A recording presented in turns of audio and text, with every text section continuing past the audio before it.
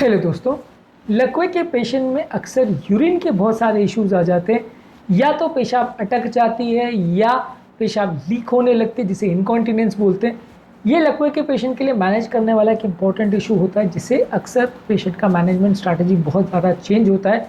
आज हम बात करेंगे लकवे के पेशेंट में ये यूरिनरी इनकॉन्टिनेंस या रिटेंशन, जो कुछ भी प्रॉब्लम होती है उसे कैसे मैनेज किया जाता है, क्या इसके स्पेसिफिक इश्यूज़ है, और इसको मैनेज करने के लिए कुछ यूज़फुल टिप्स आपको देंगे। टॉपिक बहुत ज़्यादा इंपॉर्टेंट है हर उस पेशेंट के लिए जिनको लकवे का या जिनके परिवार में किसी को लकवे का प्रॉब्लम है, क्योंकि ये उसके साथ एसोसिएटेड एक इंपॉर्टेंट इशू है। टॉपिक में जाने से पहले जो लोग हमारे चैनल पर नए हैं उन्हें रिक्वेस्ट करूँगा कि चैनल को सब्सक्राइब करें, वीडियोज़ को लाइक करें, शेयर करें, फॉलो करें, कमेंट करें, पूरा देखें।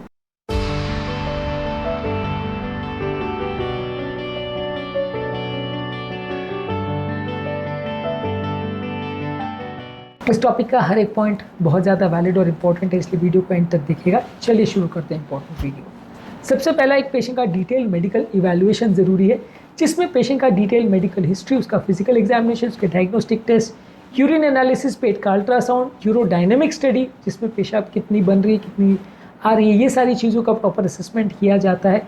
यूरिन के फ्लो के क्या डायनेमिक्स है, ये सारी चीज़ें असेसमेंट की जाती है।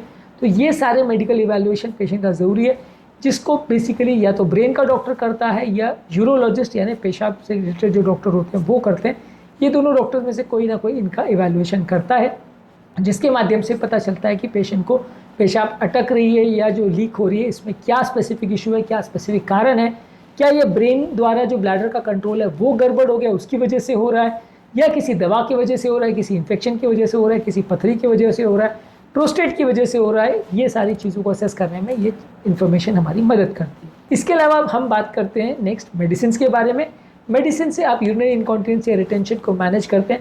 इनकॉन्टिनेंस के लिए यानी पेशाब अगर लीक हो रही है बार बार कंटिन्यूस, तो ब्लैडर के टोन बढ़ाने के लिए एंटीकोलिनर्जिक मेडिसिन देंगे। इसके अलावा कुछ पेशेंट को ब्लैडर यानी पेशाब जो कलेक्ट होती है ग्रंथि या थैली में, उसको ब्लैडर बोलते हैं, उसमें कई बार स्पाजम हो जाता है, उसको कम करने के लिए भी एंटीकोलिनर्जिक्स काम करती है। इसके अलावा अल्फा ब्लॉकर मेडिसिन होती है जो प्रोस्टेट वाले पेशेंट में कई बार मदद करती है। इसके अलावा कई बार इस तरह के पेशेंट में जो पेशाब अटक भी जाती है, रिटेंशन भी हो जाता है, उसमें भी ये दवाइयाँ मदद करती है। इनकॉन्टिनेंस के मैनेजमेंट में कौन कौन सी मेडिसिन उपयोगी होती है, इस पर हमने एक सेपरेट वीडियो किया जो कि आप हमारे चैनल पर देख सकते हैं। इसके अलावा आप पेशेंट को ब्लैडर ट्रेनिंग कराते हैं। अब पेशेंट को ऑब्वियसली जब तक पेशाब अटक गई है तब तक तो ज़्यादातर पेशेंट को पेशाब की नली लगवा के रखा जाता है, ताकि पेशाब उसके कपड़ों में ना होती रहे, उसकी कंडीशन ना बिगड़े, इन्फेक्शन वगैरह ना हो जाए। लेकिन थोड़े टाइम के बाद आप पेशेंट को ट्रेनिंग कराना चालू करते हैं ताकि वो अपने आप से पेशाब करना चालू करे। इनिशियली कुछ दिनों तक आप पेशाब की नली लगा के रखते हैं, पर ऑब्वियसली जितने दिन तक नली रहेगी उतना इन्फेक्शन का रिस्क होगा, उतना प्रॉब्लम या कॉम्प्लिकेशन का रिस्क होगा। इसलिए आप ये कोशिश करते हैं कि बने जितना जल्दी ये थैली को हटा दिया जाए, पेशाब की नली या कैथेटर जो डाला जाता है उसको हटा दिया जाए। ब्लैडर ट्रेनिंग करने के लिए आप पेशेंट को मसल्स का एक्सरसाइज करवाना सिखाते हैं। हर स्पेसिफिक टाइम पे पेशाब जाने के लिए पेशेंट को ट्रेन करते हैं। एक शेड्यूल वॉइडिंग टेक्निक होता है, जिसमें हर 3 घंटे 4 घंटे में आप पेशेंट को पेशाब करने जाने को वॉइडिंग करने को बोलते हैं, वॉलंटरली करने को बोलते हैं। इसके अलावा धीरे धीरे फिर आप टाइम गैप को बढ़ाते जाते हैं, यानी पहले हर 2 घंटे में कर रहा है, फिर हर 3 घंटे में कर रहा है, फिर 4 घंटे में कर रहा है। इस तरह से आप टाइम ड्यूरेशन बढ़ाते जाते हैं ताकि पेशेंट अपने बाथरूम को कंट्रोल करना सीख जाए, यूरिन को कंट्रोल करना सीख जाए। और इसके अलावा रिलैक्सेशन टेक्निक्स वगैरह का प्रयोग कर सकते हैं ताकि वो अपने यूरिनेशन को थोड़ा डिले कर सके और कंटिन्यूसली बार बार उसको पेशाब के ना जाना पड़े।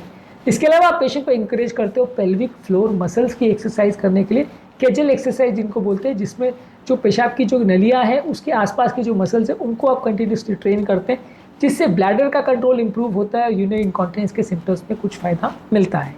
इसके अलावा आप पेशेंट की फ्लूइड मैनेजमेंट पर ध्यान देते हैं। बहुत ज़्यादा फ्लूइड पिलाने से इनकॉन्टिनेंस हो सकता है, रात को पानी पिलाने से बार बार रात को पेशाब जाने का प्रॉब्लम हो सकता है। तो इसलिए आप पेशेंट को इनकरेज करते हैं कि दिन के टाइम पानी पिए, बहुत ज़्यादा पानी नहीं पिए, बैलेंस पानी पिए, और जितने बार पेशाब जा रहे हैं उसके हिसाब से ही पानी पिए। यदि यूरिन बहुत ज़्यादा हो रहा है तो ज़्यादा पानी पीना है, कम हो रहा है तो कम पानी पीना है, यानी कितने बार यूरिन हो रहा है, कितनी मात्रा में यूरिन हो रहा है, उसको प्रॉपरली मैनेज करिए। इसके अलावा पेशेंट को बाथरूम में जाने को उसको मैनेज कैसे करना है, इसके लिए भी पेशेंट को ट्रेन करना ज़रूरी है, क्योंकि लकवे के पेशेंट में अक्सर पेशेंट अपना यूरिनरी मैनेजमेंट प्रॉपर नहीं कर पाते हैं। कपड़ों में पेशाब हो जाती है या बाथरूम जाते हैं तो प्रॉपर मैनेज नहीं कर पाते, खड़े नहीं हो पाते, गिर जाते हैं। तो ये सारी चीज़ों को आपको मैनेज करना है। बाथरूम में कमोड्स प्रॉपर होने चाहिए, पकड़ने के लिए ग्रैब रेल्स होने चाहिए, टॉयलेट सीट ज़मीन से ऊपर होनी चाहिए, कुछ स्पेसिफिक चीज़ें होनी चाहिए, या कई बार बेड साइड कमोड वगैरह भी देना पड़ता है पेशेंट को, ताकि पेशेंट अपना यूरिन का काम कर सके या मोशन का काम मैनेज कर सके और उसको बार बार बाथरूम जाने की या इसके लिए परेशानी ना हो बाथरूम जाना तो भी मैनेज किया जा सके। तो ये सारी चीज़ों के लिए कुछ असिस्टिंग चीज़ें भी करवाई जाती है और उसके लिए ट्रेनिंग तो दी ही जाती है। इसके अलावा बहुत ज़्यादा अगर किसी को इनकॉन्टिनेंस हो रहा है और बार बार कपड़ों में पेशाब छूट रही है तो ऑब्जॉर्बेंट पैड्स या बच्चों के लिए जैसे डायपर यूज़ किए जाते हैं वैसे डायपर कुछ दिनों के लिए इनको दिया जाता है। ऑब्वियसली डायपर्स को चेंज करना, क्लीन करना, मैनेज करना ये भी एक इंपॉर्टेंट चीज़ है। आप सिर्फ डायपर लगा कर छोड़ दोगे 2-4 दिन तक तो वो यूरिन हो के उसमें इन्फेक्शन हो जाएगा। इसलिए उनको जैसे बच्चों का मैनेजमेंट किया जाता है डायपर का वैसे बड़ों के लिए भी मैनेज करना ज़रूरी है। ऑब्वियसली बच्चों के लिए लोग पेरेंट्स बहुत ज़्यादा केयरफुल होते हैं तो वो बहुत ईजीली ये सब कर लेते हैं। बड़ों को अक्सर इसका प्रॉब्लम ज़्यादा झेलना पड़ता है क्योंकि बड़ों के लिए केयर उतना फैमिली वाले कई बार नहीं करते। हालांकि कई फैमिलीज़ में होता भी है केयर, लेकिन ये थोड़ा सा बड़ों के लिए मुश्किल हो जाता है, बड़ों के लिए मैनेजमेंट उल्टा मुश्किल हो जाता है। इसलिए बड़ों को भी उतना ही केयर की ज़रूरत होती है जब इनकॉन्टिनेंस हो जाता है जितना कि बच्चों को लगता है। इसके अलावा अगर मोशन का उनको रेगुलरिटी है उसके भी उनको आदत दिलवाने की ज़रूरत है कि अगर किसी व्यक्ति को कॉन्स्टिपेशन है या बाउल का भी कोई प्रॉब्लम आ रहा है तो उसको भी मैनेज करने की ज़रूरत है क्योंकि कई बार ये दोनों प्रॉब्लम साथ में आती है।